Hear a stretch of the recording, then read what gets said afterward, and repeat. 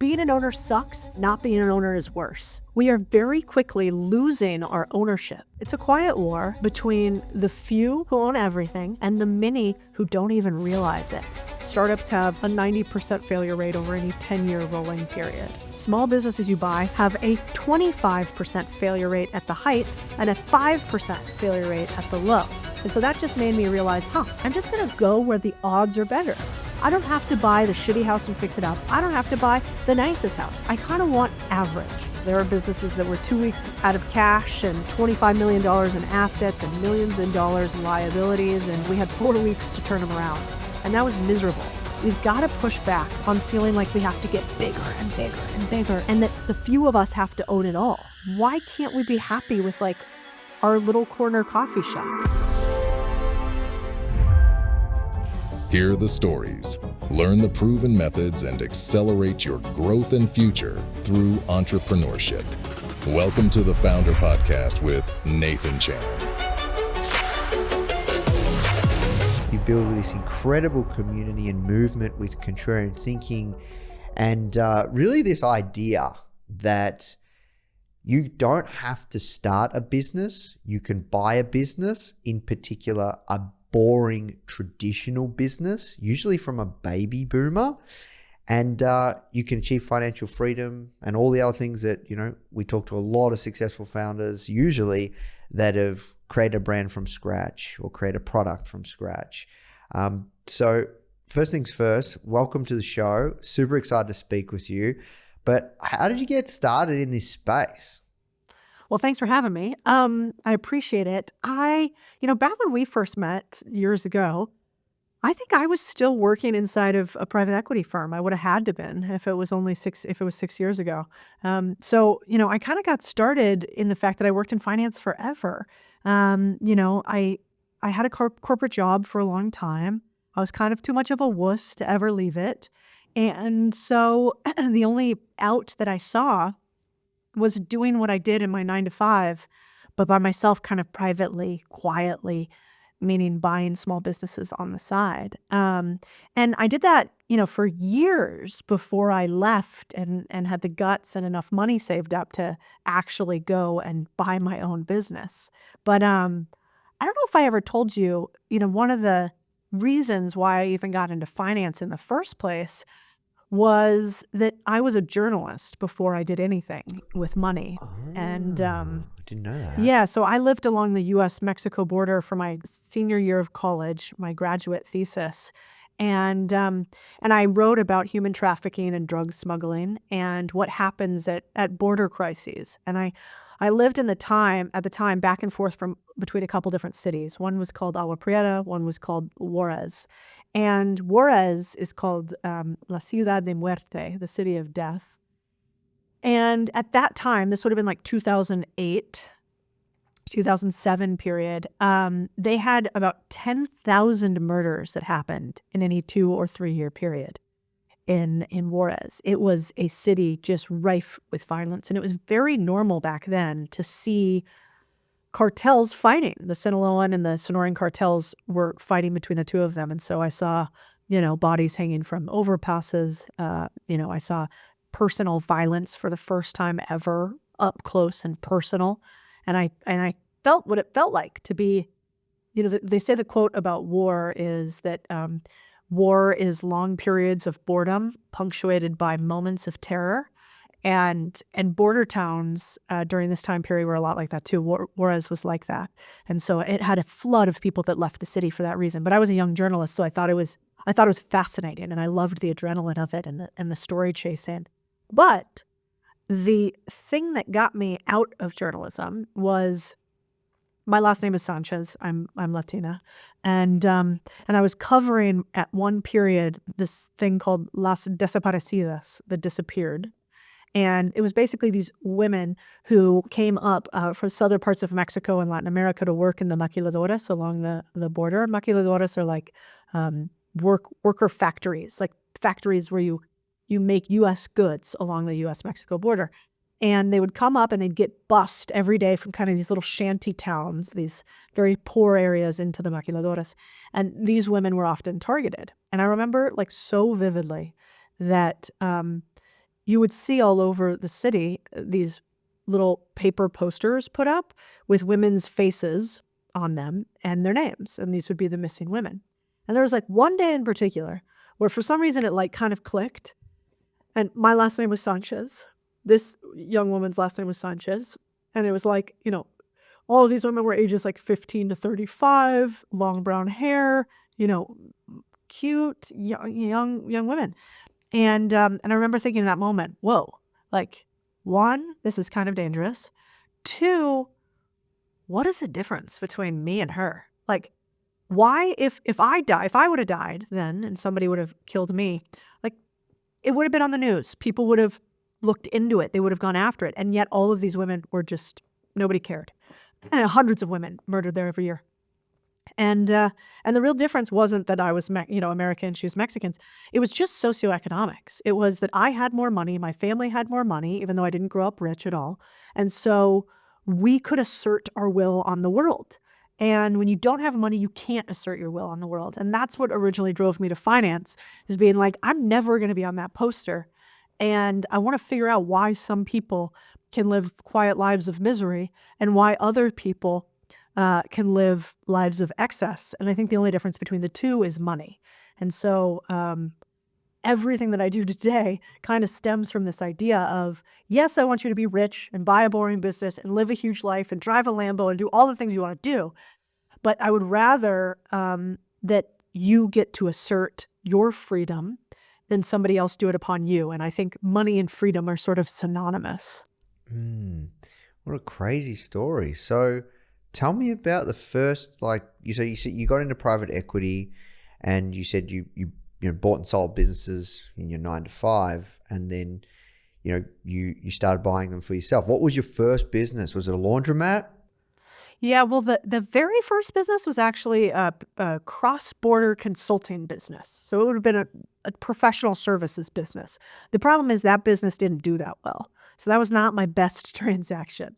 And it was, I basically bought a job. It's okay, we made a little bit of money, but I didn't think that was repeatable. And then I had a second business, which was Threads Refined, and that was a fashion styling marketplace. Maybe like some of your people, it was an online business. It was kind of sexy. I was like, oh, I hate getting dressed. What if somebody could dress me and I could do it on demand online and I'd just pay this price? And I think we've all imagined, Judy Jetson, right, stepping into that little egg and she walks out and her hair's done and her clothes are picked. And so that was sort of my idea. That business didn't make much money either. And I had started that one, not bought it. And so finally I was like, all right, turns out I'm not the idea girl. Like, my ideas aren't making me money. This isn't really working. And I didn't have anything brilliant. And so one of the first businesses that I ever bought was a laundromat. And I basically just went the opposite end of the spectrum. I was like, all right, it's not working out great to do these sexy things. What's like the most simple, boring, I can't fuck this up business that I could buy? And how could I do it with an operator? Because I was traveling a lot at the time for work. And so I found a guy who was in real estate as well. So we knew a lot about placement of businesses. And he had done some stuff with laundromats before. And I partnered with him to do my very first deal. Yeah, there you go. And when was that? So that would have been, I was probably in finance for 9 years before I did that. I think that's just 15 years since then. So, it took me 8 years of figuring out, or 9 years of figuring out how to actually do a deal before I felt comfortable even doing a tiny deal. That deal was only $100K. Not that $100K is not a lot of money. It wasn't for me at the time, but it was material. Like, I didn't want to lose the $100K, and then that turned into multiple laundromats. And then those laundromats turned into some car washes. And then, it kind of continued to spiral from there until I started running my own holding company. Yeah. And you have a portfolio of like an 8-figure portfolio of basically boring businesses like this. And can you share like why you particularly like these kinds of businesses, not as you said, the sexy thing, perhaps like an online business where, it has a lot of appeal for most people? Yeah, well, I mean, like behind me, you could probably see there's some hats up there, and those are hats for one of our window cleaning companies. I sort of realized, I think, early on that every business is the same. Every business is widgets. In every business, you need sales, you need product, you need operations, you need marketing, you need some sort of distribution or logistics. And so it all, like, every business has this like same inside. Now the outside could look very different. Um, you could be selling washing services like we do. You could be selling e-commerce products. You could be selling media spots and ads and sponsorships, but it's all actually kind of the same. And after doing tons of deals in private equity, I realized this. I, at the time, didn't realize the power of the internet. Like, you knew that way before that I did. But what I did realize is that boring businesses are not as competitive as the internet. Like, the game we're playing right now, this game for attention, is the hardest game I play. Like, I'm competing against every single human out there, from Donald Trump, right, and the best at media, to whatever the hottest show is on Netflix. Like, you and I compete against everybody. There's no moat, and it's complete competition for attention. When I live in a geographic area, the businesses that service me as an individual and my business as an individual entity, they're not the ultimate competitors. I would much rather compete against the other local window washing companies or painting companies than I would compete against HBO. Competing against HBO is hard. Competing against my local handyman service, not that hard. And so I think what I realized early on is you do the fun things without trying to make a ton of money at them, like media companies. They're hard to make money at. You make money in the business that is an easier and more likely ability to win. So for boring businesses, you know that startups have, let's call it, a 90% failure rate over any 10-year rolling period, right? For businesses that you buy that have the same term, so 10 years, the SBA loan term shows that small businesses you buy have a 25% failure rate at the height and a 5% failure rate at the low. So we have a 90% fail rate or a 10% success rate in startups, and we've got a 25% fail rate and a 75% success rate in buying businesses. And so that just made me realize, I'm just going to go where the odds are better. Like, I just have a better shot at winning if I'm good at poker than I do at playing slots. And that was really the difference between the two and why I started to look at this industry. Yeah. And so talk me through, do you buy businesses that are struggling and then you apply your framework and talk us through that framework? Or do you buy, so you're buying usually distressed, boring businesses? It's a great question. I try not to. I try not to buy businesses that are struggling. I think turnarounds are really hard. I did a lot of those in cannabis. I was a cannabis private equity investor for a while. And man, there were businesses that were 2 weeks out of cash and, $25 million in assets and millions in dollars in liabilities. And, we had 4 weeks to turn them around. And that was miserable. And so I try not to do that very often, if at all humanly possible.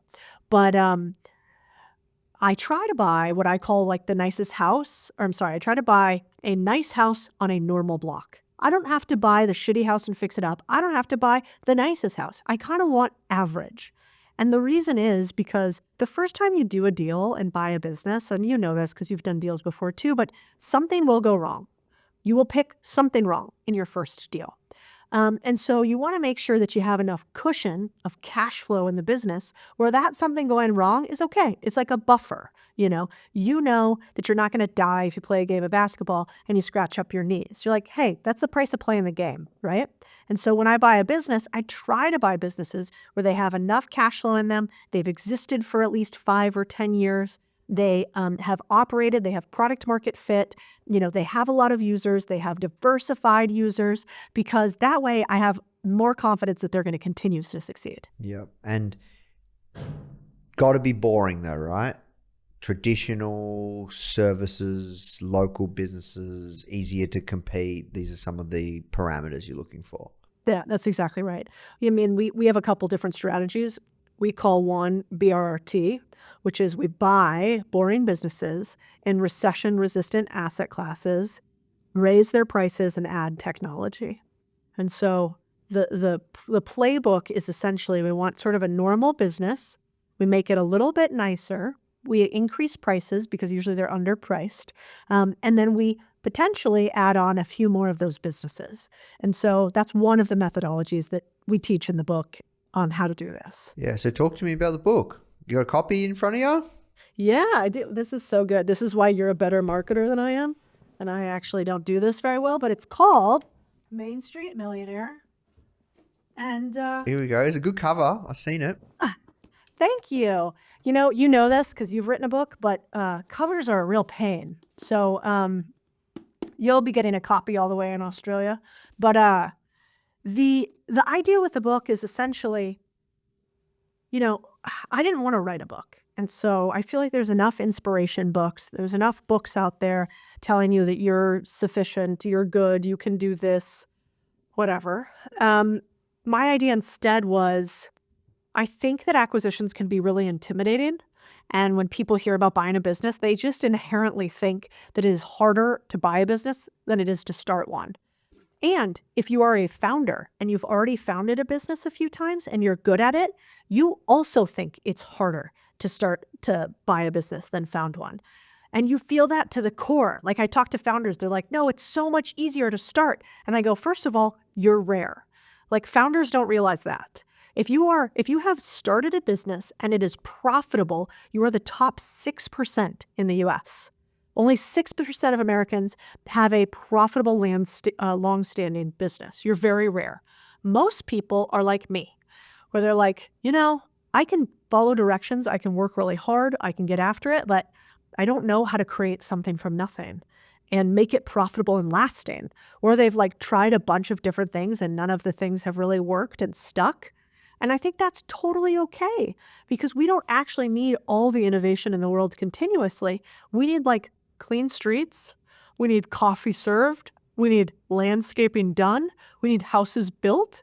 And you can just buy those. And so that's the idea in the book is you don't have to come up with $1 billion idea to make $1 billion. And in fact, if anybody becomes a really good founder, they've done and built a business that's doing, let's call it $50, $100 million in annual revenue, at that level, you don't get there without acquisitions, actually. Once you get to $100 million in revenue, your likelihood of not having done an acquisition is basically 10% in business. Once you create $1 billion business, it is 0%. There are likely about 0% businesses that are $1 billion that have done no acquisitions because they realize that the fastest way to grow is often in groups of 100 as opposed to client by client. And I love you. You're very good at, I think, creating the packaging around this idea of Main Street versus Wall Street. Can you talk us through that? Now you've got the book Main Street Millionaire, Contrarian Thinking. You're really good at kind of helping people and build this community, which I want to talk about in a second. But yeah, Main Street versus Wall Street. Talk to me about that. What does that mean? Well, I noticed a trend in the US, which is really concerning. And I imagine it's the same exact trend in Australia. It's almost a global phenomenon. If you were to look in 2000, private equity companies owned 4% of all US companies. In the year 2023, they own 20%.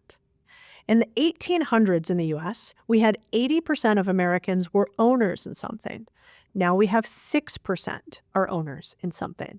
We are very quickly losing our ownership and we are giving it up to the few who own. And, if you go out and you talk to people today, they say, well, most people can't handle it. Most people can't handle being an owner. Most people can't handle being a founder. Well, maybe if we do it the startup way, if we do it where there's a 90% failure rate and we have to come up with a novel idea in order for us to become owners, yeah, that's not for everybody. That's hard. But we have owned businesses and had apprenticeships and transitioned businesses from one generation to the other since the advent of bartering. And so I think what we have done is we have let these intermediaries come in the middle of just about every type of ownership we have. We no longer think that we can buy a business straight from a business owner. We need an investment banker. We need a bank. We need a title company. We need title insurance. Like it's bizarre. And so we've let these middlemen make the transactions harder, and we've let these middlemen make the transactions more expensive. And we've let them talk us out of the fact that we might be able to do it ourselves individually. And so I do think we're at a little bit of a war. It's a quiet war, but it is a war between the few who own everything and the many who don't even realize it. And, not to get so dramatic about it, but if you look at the S&P, let's look at just the S&P 500. There's 3 companies that own 80% of the S&P 500, and that's State Street and BlackRock and Vanguard. At which point you might say, Codie, those are passive investments. Those are exchange traded funds and mutual funds. They don't have any decision-making power. Oh, whoops, except Bill McNabb, the CEO of Vanguard, a company of which I worked for, and I have met Bill many times, said publicly, we're not passive in governance. We're actually quite active in governance of our companies. And so I don't think any of these companies are bad. I worked at Vanguard. It's full of great people. I worked at State Street. It's full of great people. But should anybody have all the power and ownership? Not even me or you. I don't think that's right. And so that is what I mean by Main Street over Wall Street. We've got to push back on feeling like we have to get bigger and bigger and bigger and bigger, and that the few of us have to own it all. When instead, why can't we be happy with our little corner coffee shop? And why can't we realize that when we buy local, 60% of every dollar goes to the local economy. When we buy from Amazon, 10 cents of every dollar goes to the local economy. We are very, very slowly centralizing everything away from our communities. And I don't think shopping local really works because Amazon's fucking awesome and I totally overuse Prime.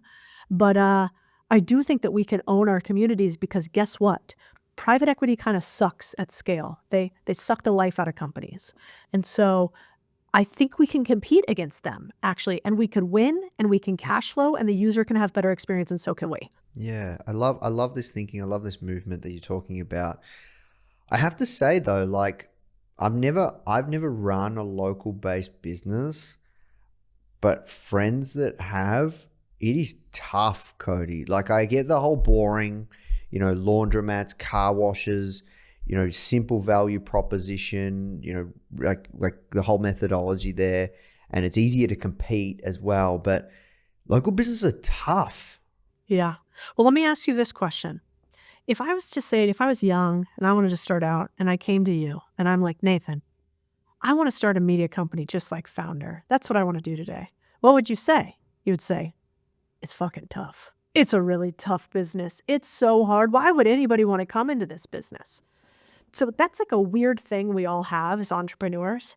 Every one of us goes, you want to be in my business? My business is the worst business. It's it's hysterical. I mean, because you've done this too, but we've interviewed hundreds of small business owners and, thousands of companies I've looked at in private equity. And I still haven't found one where the owner of the company's like, you should play in my sandbox. It's easy over here. I'm just swimming around in cash and no problems. It doesn't exist.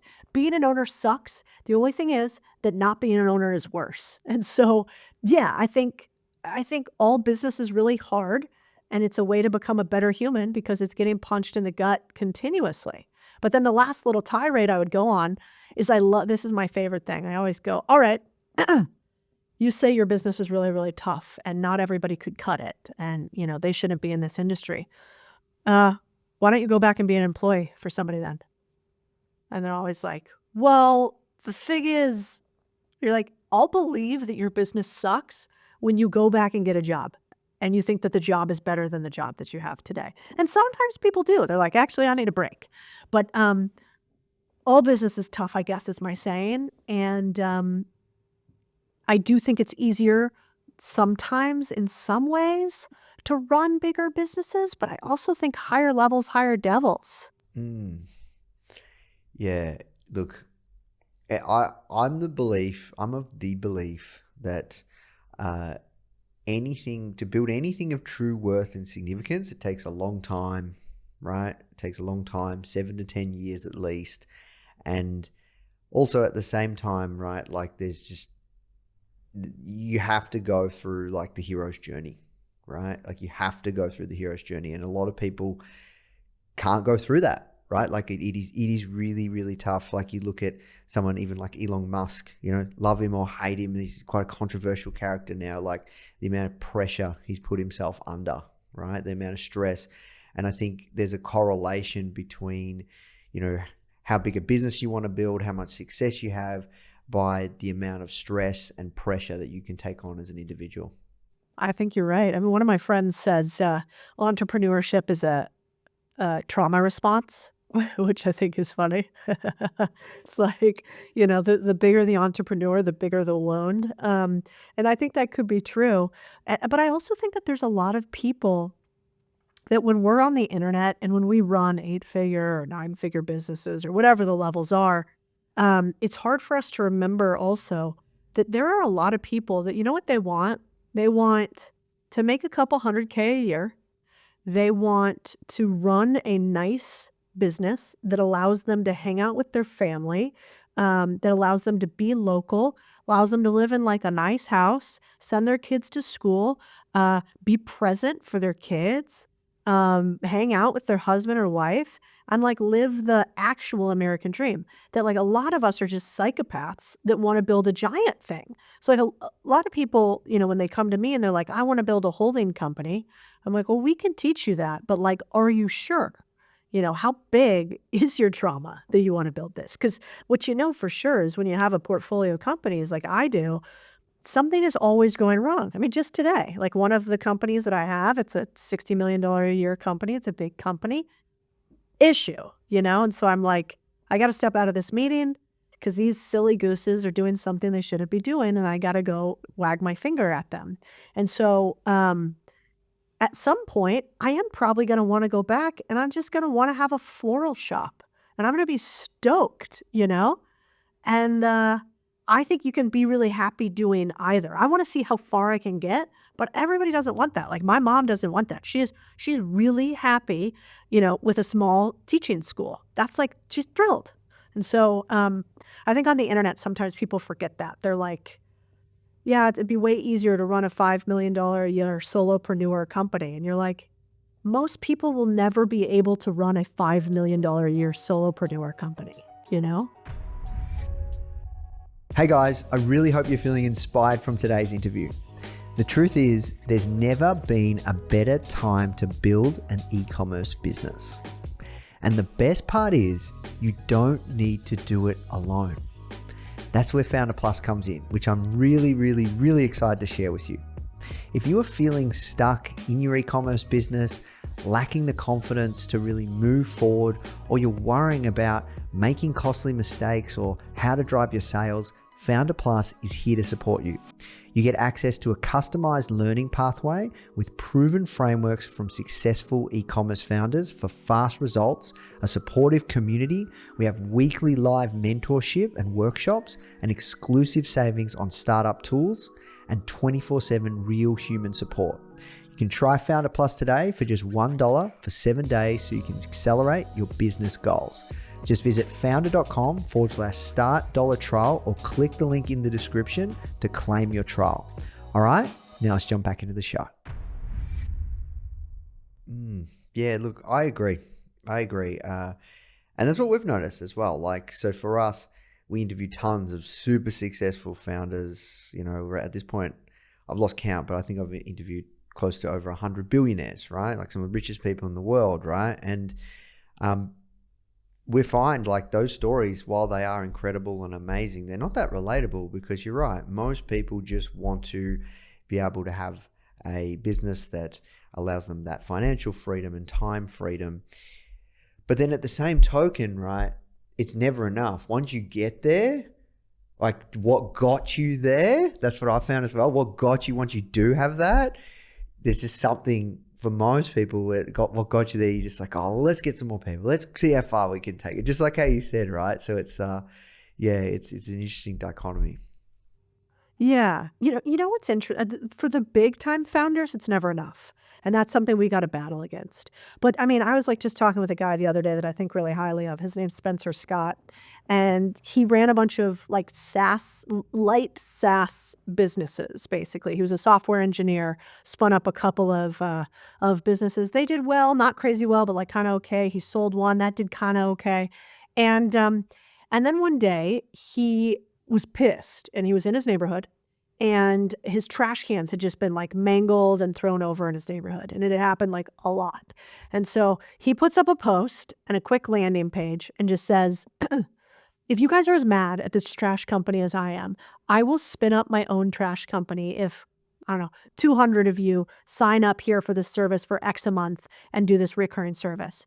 And it was a Facebook post in their community group. He posts this, wakes up the next morning and is like, holy shit, he's got $15,000 in pre-orders. And so Spencer, who really like originally made all his money on the internet from software, is a garbage man once a week, every Wednesday. And every Wednesday he drives around in a garbage truck and he picks up garbage and then he goes and tosses it to the dump and then he comes back. And so I did it with him for a day. It was oddly kind of fun.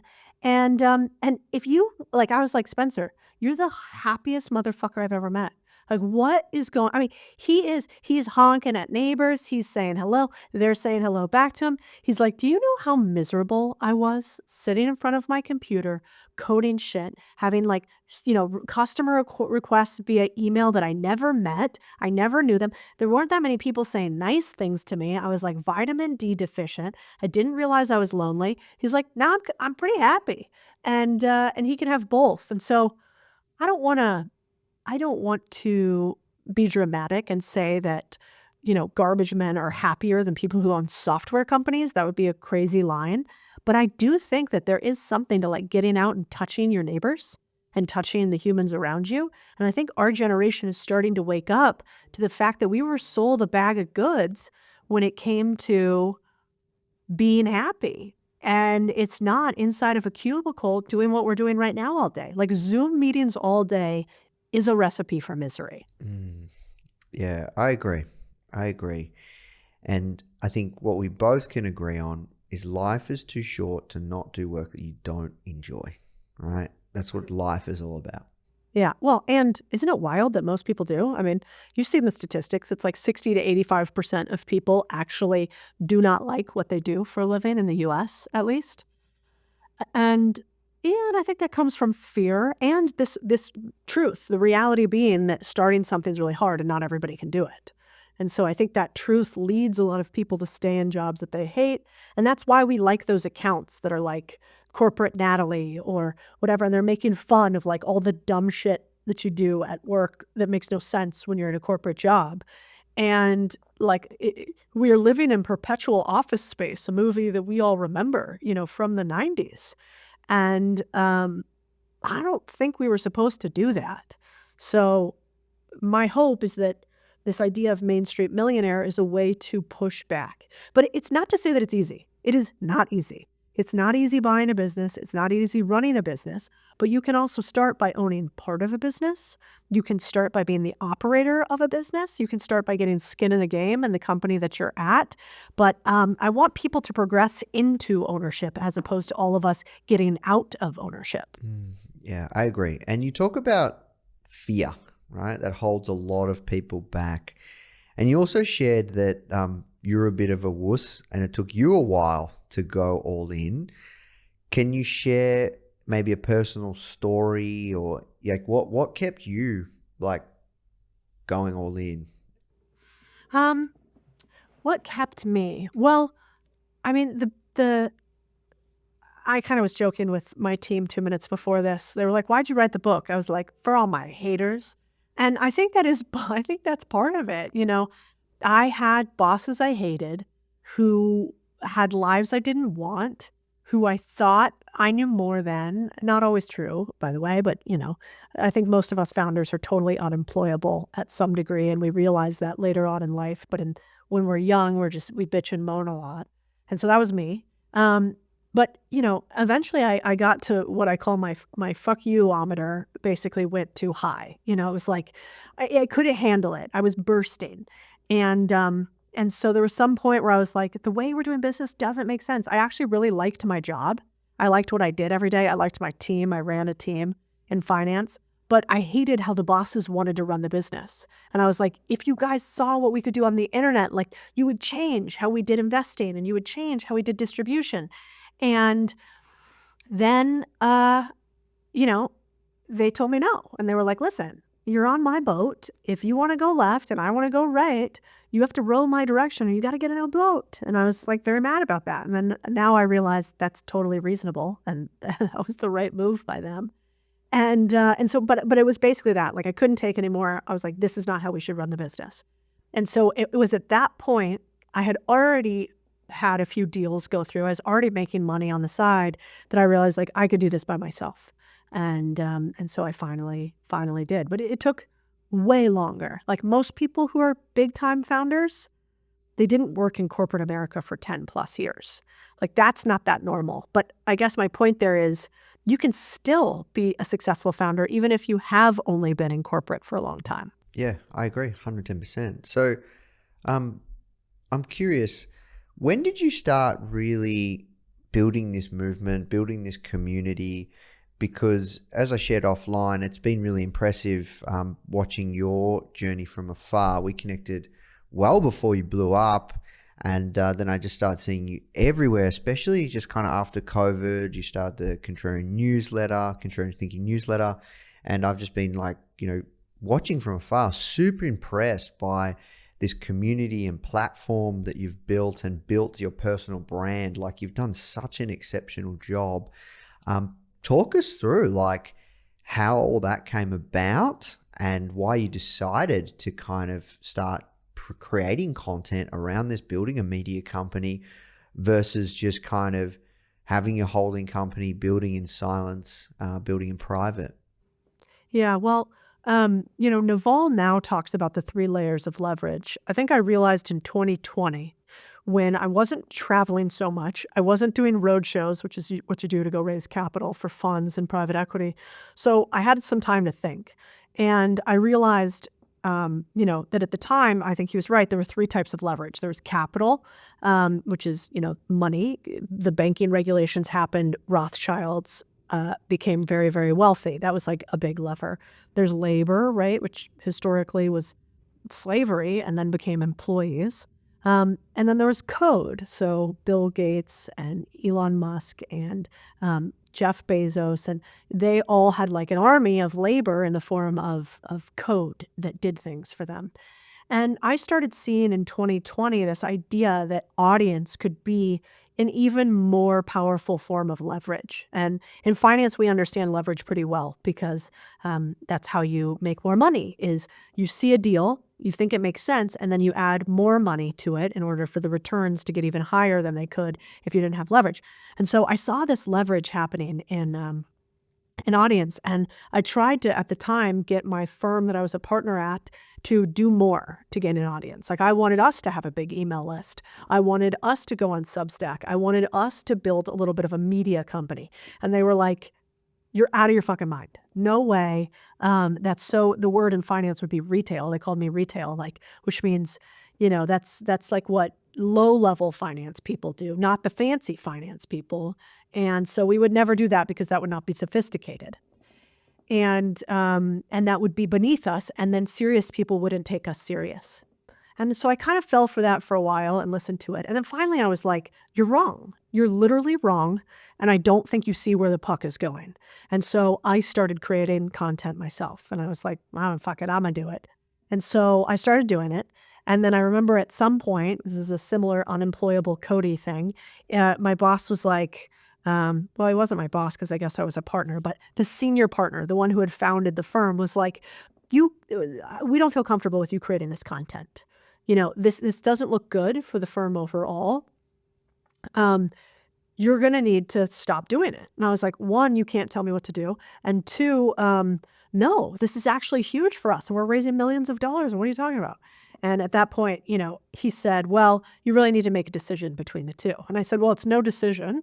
I'm going to go do my own thing. So you guys need to pay me out for my percentage of the firm. I don't want to have anything to do with it anymore. And so we went to settlement, came to some sort of terms, and I left. And one of my partners got it. He had been actually early at Moviefone and before they sold to AOL, and Sportsline before they sold to CBS. So he had seen this in other industries.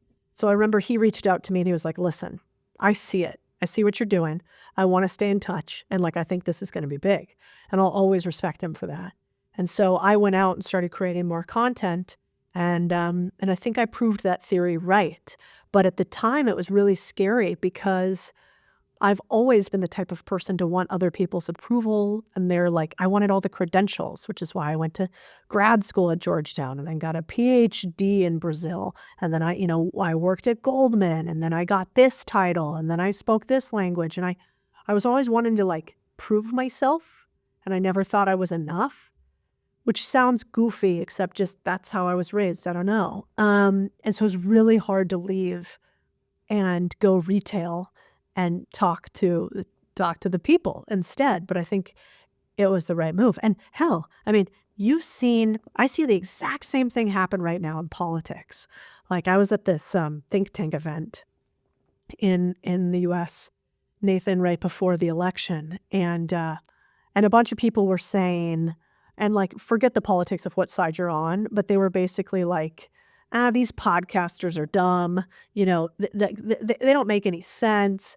We don't like them. And this was like from the guys on the same team as those guys.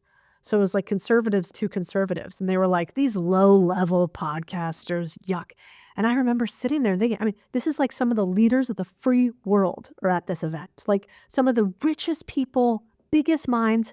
And they all were like, these podcasters are dumb. These people are dumb.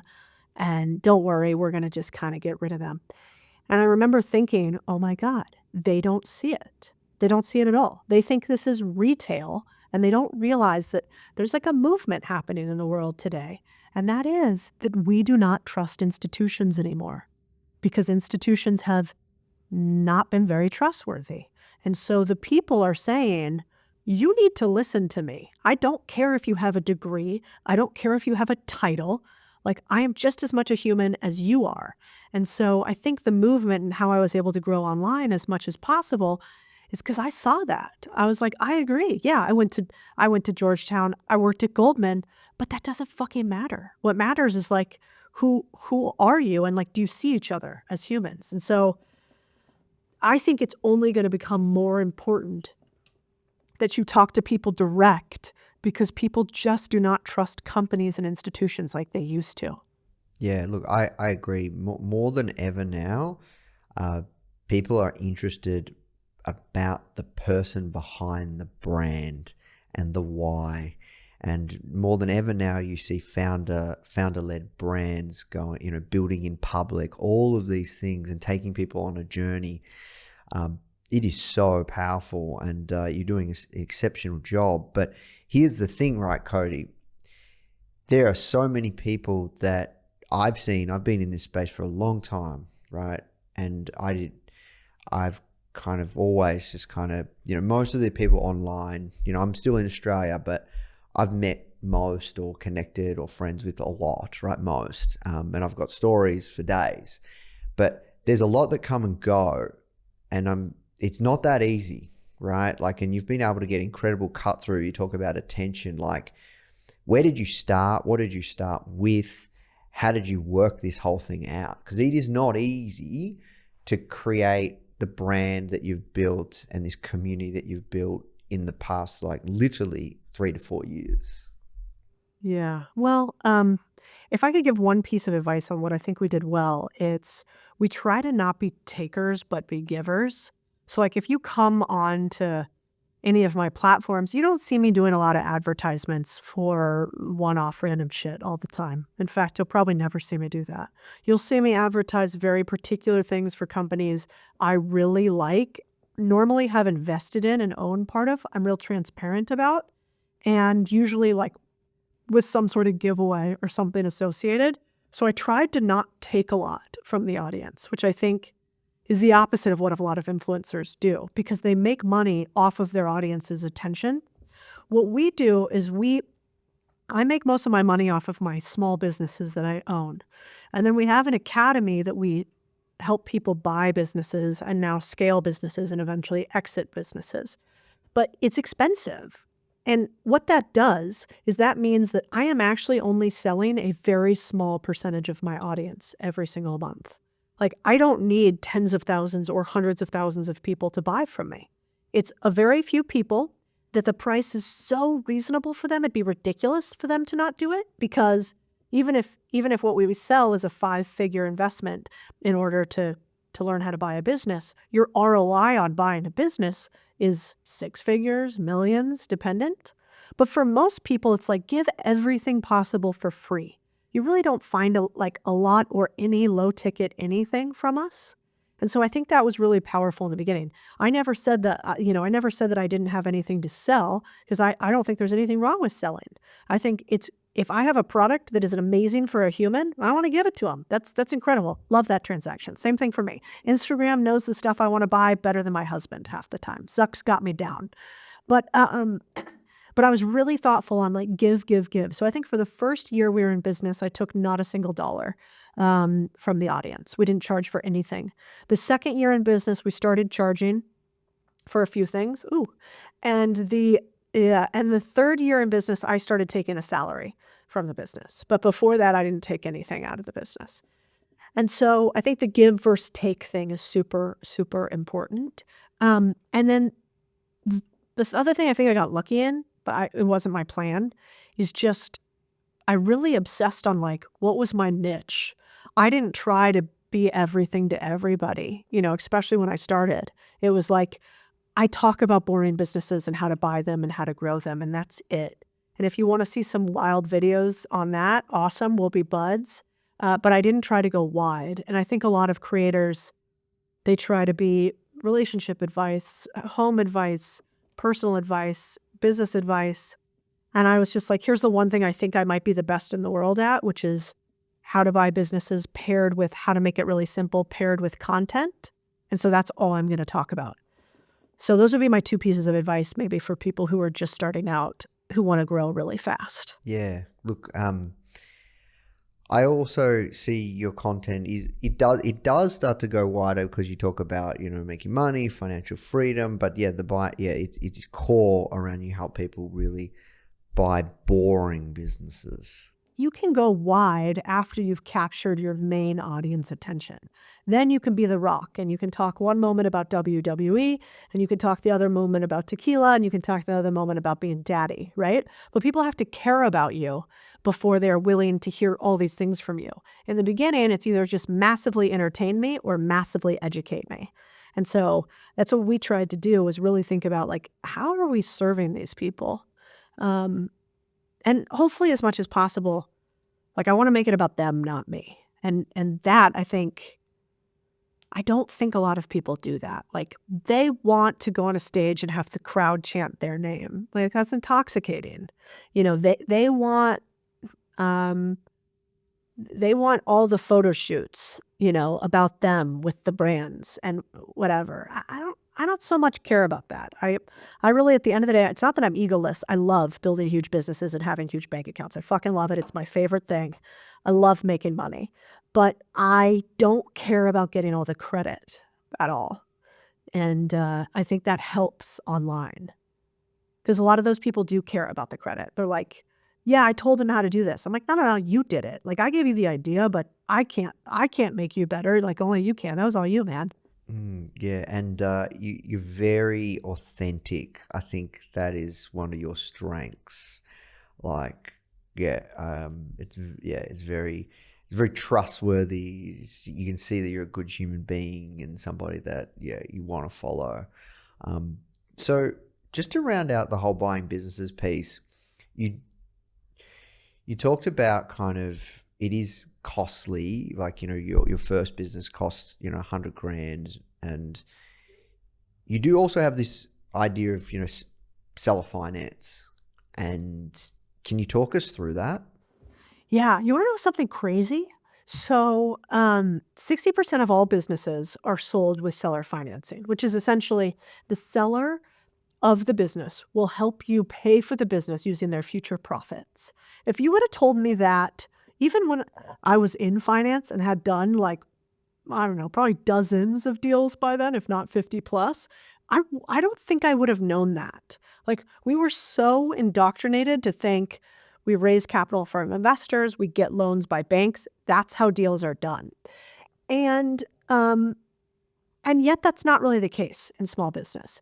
The second thing that's wild is that, like, the government doesn't really want you to talk about seller financing. And again, I think it goes back to intermediaries and some scammy people. Like, listen, there are scammy people on the internet that will be like, you too can buy a business with no work, $0 down in 20 minutes in your backyard and sell it for millions, right?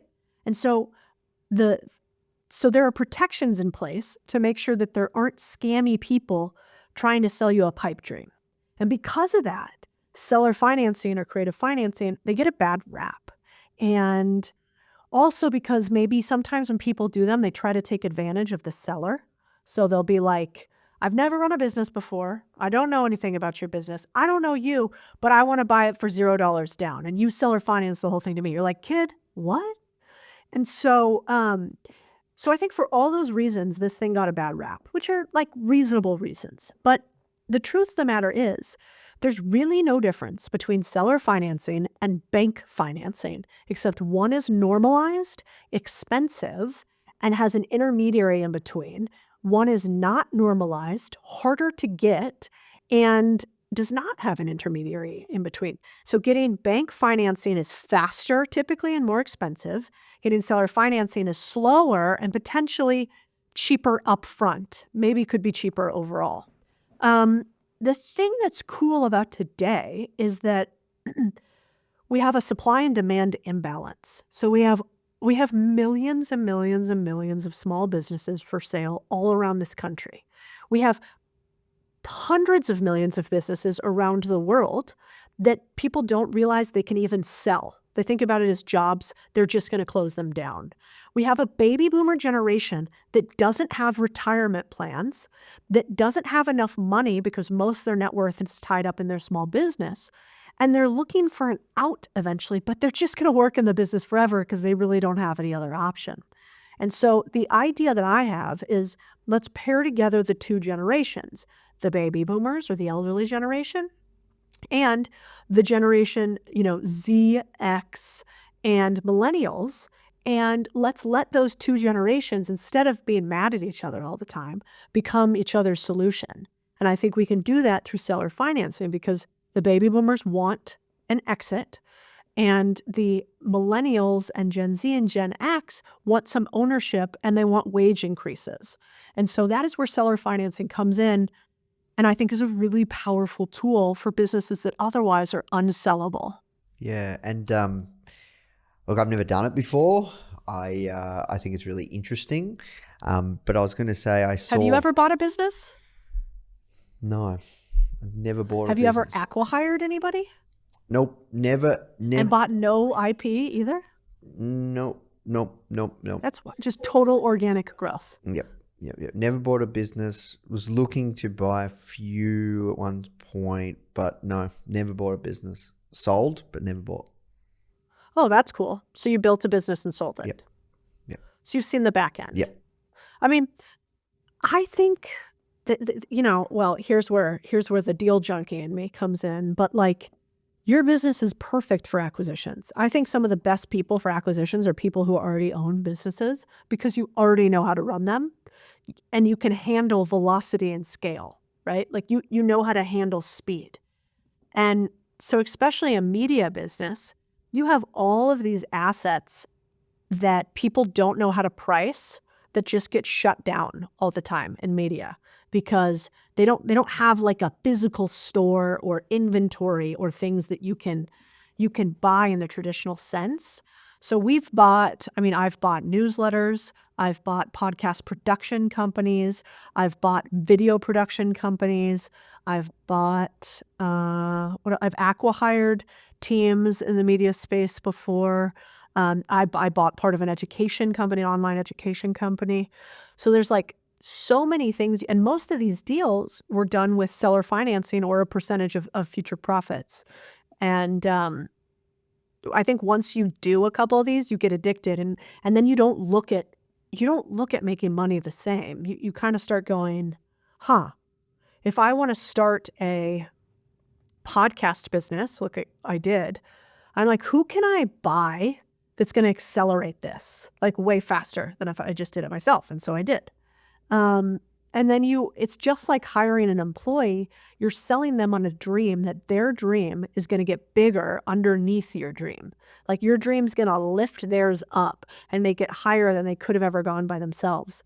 So you'll have to tell me if there's any deals you want to look at. But I think it's just such an accelerant on a business. Yeah. So I saw like what you're doing. It's really clever. Like you've now got a marketplace. Did you buy that marketplace, or you're building that from scratch? This hat right up here is Biz Scout, and I bought it. I bought it to start, and I bought it the way I like to buy it, which is I didn't buy some big, huge, crazy software company. I bought a kind of reasonably priced, not very expensive software company to just MVP what I was doing. I was like, does this even work? And then we put a bunch of money into it, and now we're scaling it. And then I bought that company, which is a window cleaning company, and that company, which is a paint company.